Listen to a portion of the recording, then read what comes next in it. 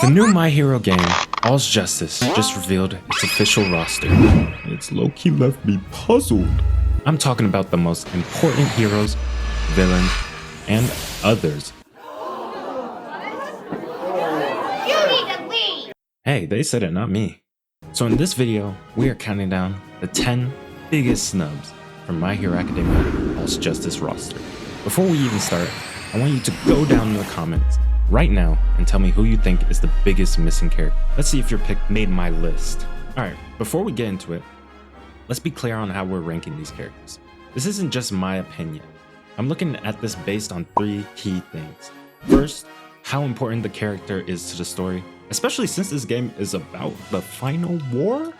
Second, how insane and fun their quirk would be in a 3v3 fighter.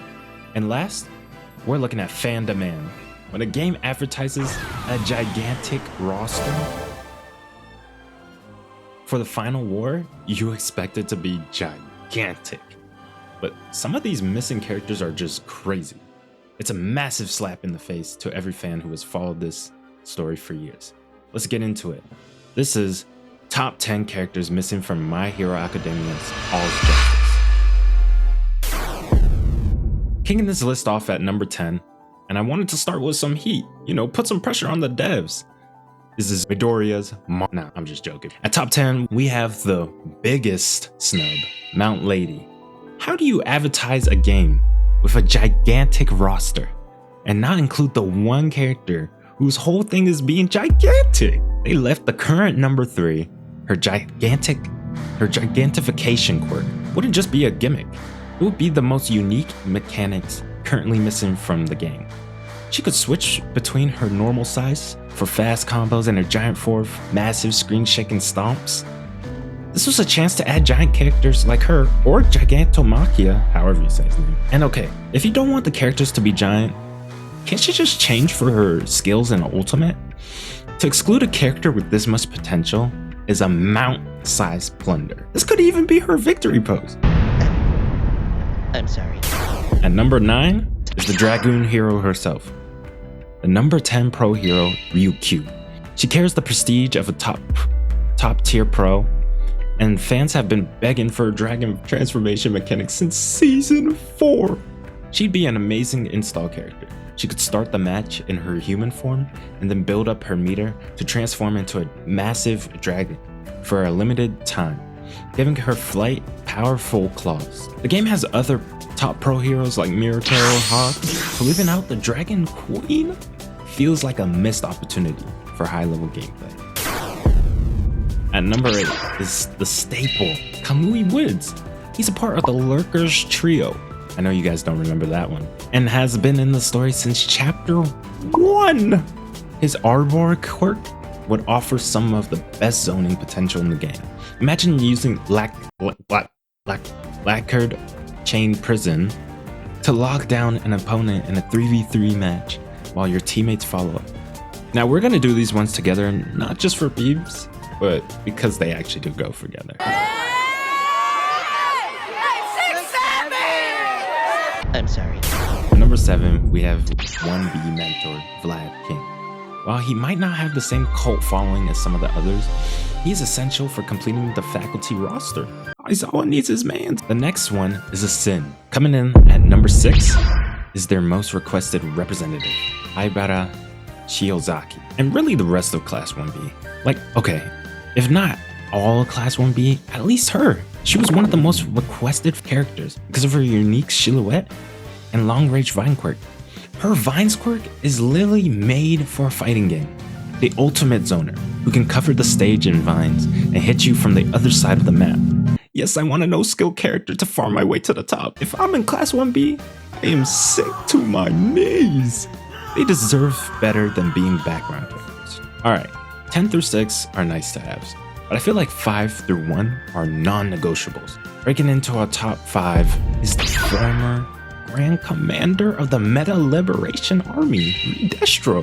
This is another one that just shocked me because 1, his fight with Shigaraki was so dope and the music in there, but also because this game is supposed to be about the final arcs. Re-Destro and the Liberation Army were a huge part of Shigaraki's story.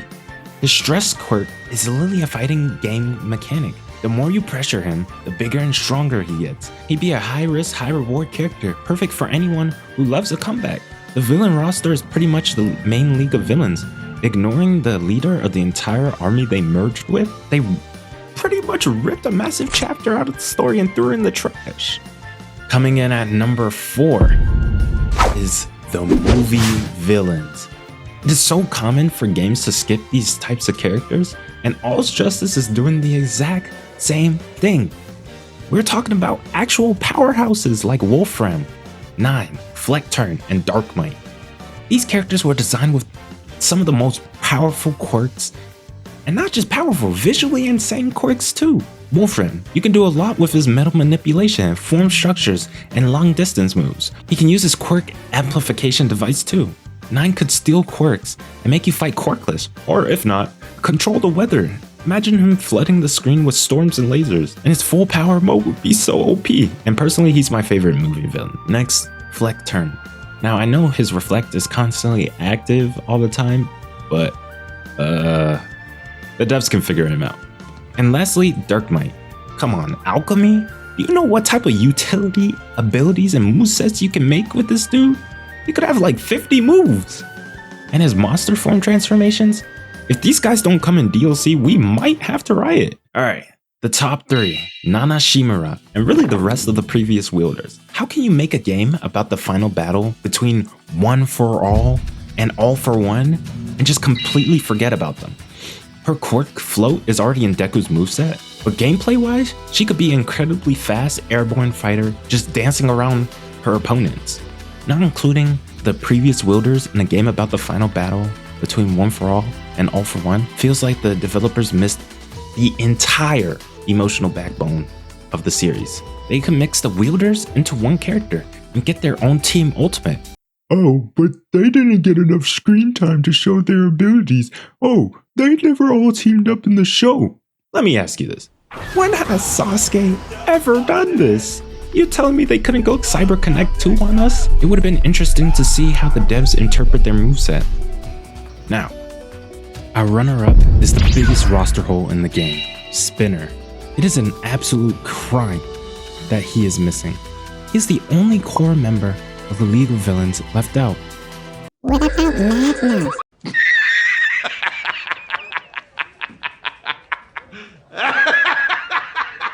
In the final war arc, Spinner plays a massive role. This man was the leader of a whole army, and his giant form would make for a terrifying, heavy style character. Also, this dude has 3 quirks.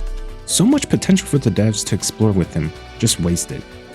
To include every other member of the league, but leave out the heart and soul of the Paranormal Liberation Front is the biggest insult to his character and his importance to the story. You guys probably thought Spinner was going to be number 1, but no. This is a special character I've seen people on multiple forums asking for, and the character is Eri Koichi Himawara. Now, this is the number 1 crossover request. Fans have campaigned for years to see him in the main games. No, scratch that, we need the entire crew of the Vigilante spinoff. Knuckle Duster, the Crawler, and Popstep. His mobility-based sliding glide quirk is absolutely perfect for a 3D fighter. He would be one of the most unpredictable high-speed characters on the roster. Then you have Knuckle Duster, a quirkless fighter whose fighting style would be an incredible change from all the flashy quirks.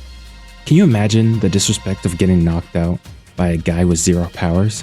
And Popstep would be crazy good for aerial fighter and aerial zoning. They could even make them a 3-in-1 character. That would be so much fun. Leaving the Vigilantes out feels like they're ignoring a huge part of the My Hero universe and fandom. And that's the list. 10 characters who are absolutely robbed of a spot in what's supposed to be the ultimate My Hero Academia game. Hopefully they add him as DLC later. But now I want to hear from you. Who's your number 1 most snubbed character? Drop your own top 10 in the comments below. For the glory of the kingdom, Knights, strike that like button, subscribe, and hype for more My Hero content and anime content. Surpass your limits. Knights out.